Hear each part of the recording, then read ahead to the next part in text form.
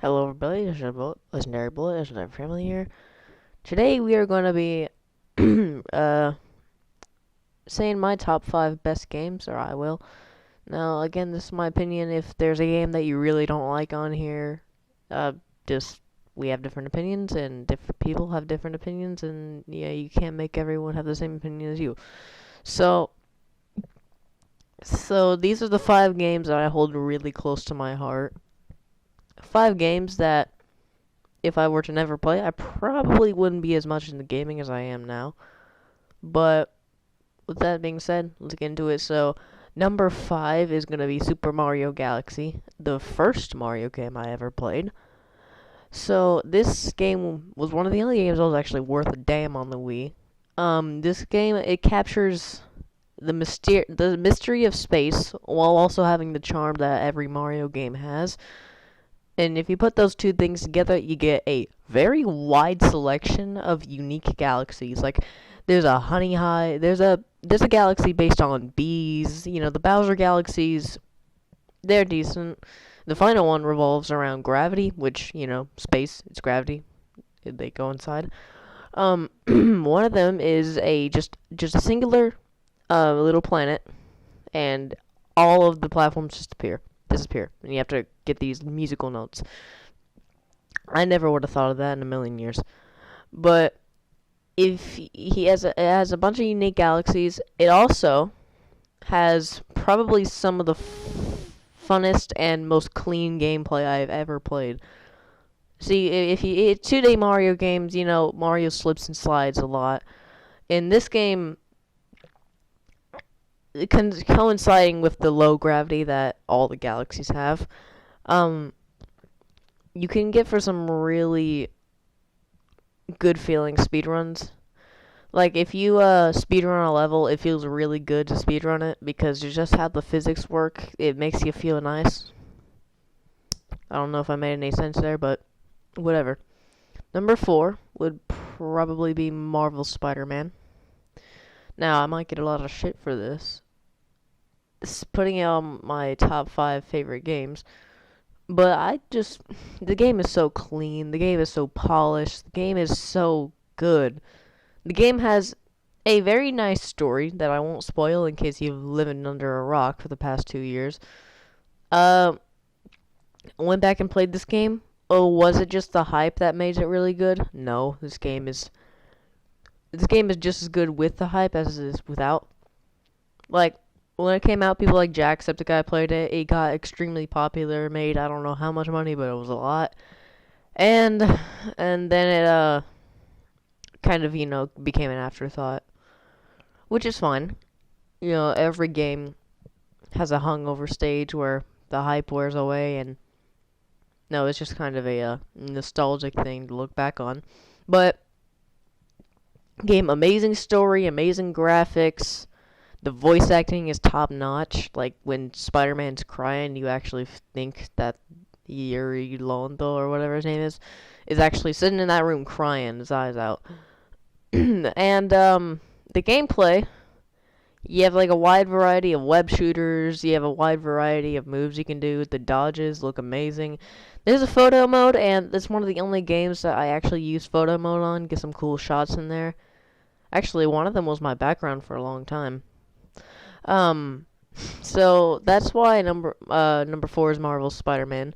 Number 3 will probably be the original Sonic the Hedgehog.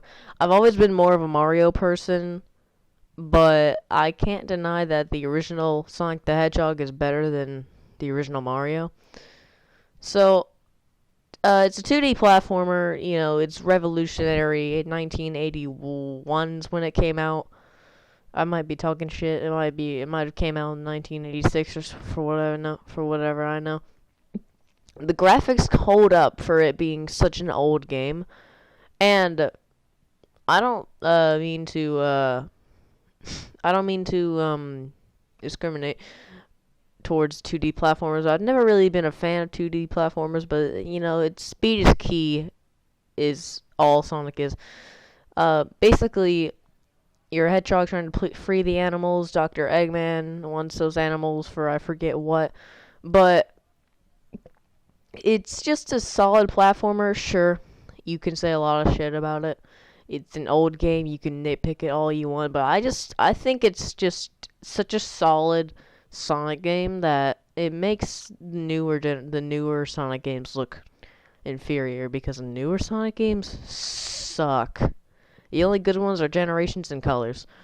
Um, so that being said, number 3 is Sonic the Hedgehog. Number 2, almost said 4. I need to think about this one because there's quite a few contenders for this spot. Gonna go with Five Nights at Freddy's. You like the original Five Nights at Freddy's. Like you might give me some stuff for this, but I don't care. I love the game. It's not perfect by any means necessary. You can talk a bunch of shit about the game, but it's just creepy. It's a creepy game that set out to make you feel helpless and make you feel uneasy, and that's exactly what it did. How it works with the cameras and the doors and the lights, it's pretty creepy. It's not so much the animatronics themselves, which obviously they are very creepy and unsettling, but it's just so much like the Easter eggs that Scott put into the game. Scott Cawthon was the creator of Five Nights at Freddy's. He put so many Easter eggs that a lot of people look over. Like, say, the poster for the rules becoming bigger. You know, on the right hallway, on the right, you can see the "It's Me," or you can see the plate children, which is a reference to the Dead Souls and Kids. Now, you could look at FNAF with all the lore intact, all the games and all the books, and you could look at it and see that it started something amazing, but I'm not looking at it like that. I'm not looking at it like that. I mean, yes, I'd look at it like that because, FNAF did start all that. FNAF started an entire new gaming franchise. It started a new gaming type of game, and it was the first to do it. So, if you just look at it from what it was, a lot of people held it to a standard for some reason, just by virtue of the fact it became popular. Little Timmy sees FNAF, thinks it's a little indie game, then all the YouTubers start playing it, and then all of a sudden he doesn't like it because everyone's playing it and it's not his thing anymore. They're being a bitch about it, basically.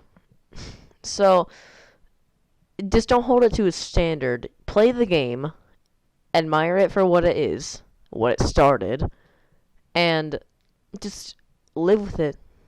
It's just an all-around good game. It started a whole type of game, horror game, the jump scare kind of thing. And don't get me wrong, now it's not that creepy. Sure, I'll get a little jump here and there, but when I first played the game, I was jumping every time something happened, every time I heard something, every time that, I heard, like, footsteps or something. I was like, what the hell is that? What the hell is that? What the hell is that?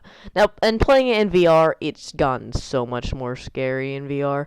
In VR, it's just terror. It's basically just imagine playing the game for the first time, not knowing what it is, but in VR. So it's about 100 times worse.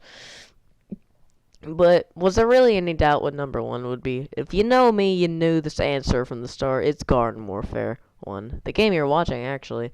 If that didn't give it away, then you're not very good at catching context clues. But, this game's so much fun. When this game first came out, and until Garden Warfare 2 came out, its prime years, it was such a good game. Because when it started out, no one knew what the hell they were doing. Like, no one knew what character did what, unless you actually watched the tutorials like me. Yeah, but not many people abused any character, because no one really discovered the Super Commando or Chemist or Toxic P. So it was just a bunch of people playing some decent characters. And it was so much fun, because it was just an all-around good time. And don't get me wrong, it's still a fun time to play. It's still a fun time to, enjoy. But I think it's just gotten slightly worse because of all the people who abuse the OP characters like Super Commando, Canvas, and Toxic P, and Hot Rod Chomper. Lots and lots of Hot Rod mains. But that I can't take away from the game because of that. It's not like BFN. It's not like BFN where those people completely ruin the game for me. No, I can live with those assholes in the game. The game. I'm gonna be a little biased because I played. This was again the first Plants vs Zombies game I actually put time into, and it's my favorite game. This isn't the undisputed game. FNAF and possibly one that I didn't mention does come close to it. One I didn't mention because I'm gonna get a lot of shit for it, and I don't want to do it yet. So yeah, this game is just a lot of fun. It has so much variety. Like, it doesn't have as many characters or character variants as Garden Warfare 2, but it's not the most polished out of the two games. It's not the most fun out of the two games. But this game basically created Garden Warfare 2, and I just love this game. Like, there's still some things about it that I don't really know why they had to add. Like, say, the All-Stars, punt and sprint tackle. But this game, the maps that are there are probably the most unique out of all of them. The customizations are definitely the best in this game. Sure, there's only 4 busted characters, but, it's not as bad as Garden Warfare 2. There's only 4 busted characters. It's not that bad. The abilities, for the most part, are good. Like, they're not groundbreaking like BFN's abilities, but they don't make you want to KO yourself.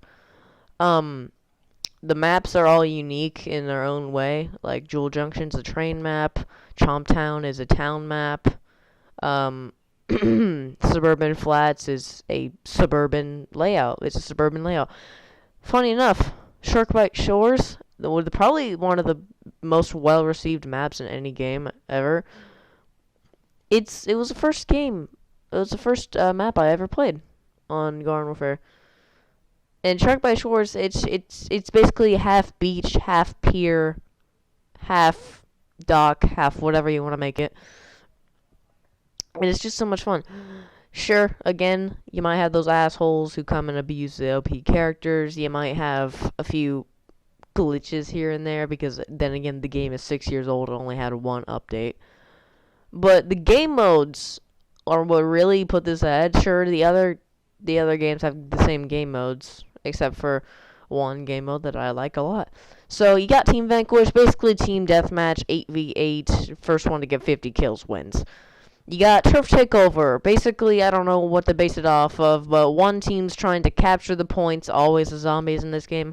One team's trying to defend the points, always the plants in this game. And the ending objective is some of the most unique things I've ever played in my fucking miserable life. Not miserable. So yeah, the ending objectives are some of the most unique things I've ever played, and they're so much fun. You got Taco Bandits, which is one of my favorite things. It's basically Turf Takeover, but, the plants are defending tacos. The tacos don't move. The zombies have to take the tacos and put them on their little UFO ship here. Suburbanation, fight for control for 3 points. First one to get 100 points wins. Gnome Bomb, the 2 teams are planting gnomes on the tombstones and the gardens, and the first one to destroy all 3 gardens / tombstones wins. Yep, that's pretty much it. I don't know. The turf maps are probably the most fun maps, not Sharkbite Shores. Driftwood Shores, Walnut Hills, Main Street, one other I don't remember. But there's so much fun. And, it can get a bit hectic sometimes, but I just find this game to be so much fun. So, that's a little bit of a prolonged explanation But, whatever. So see y'all later.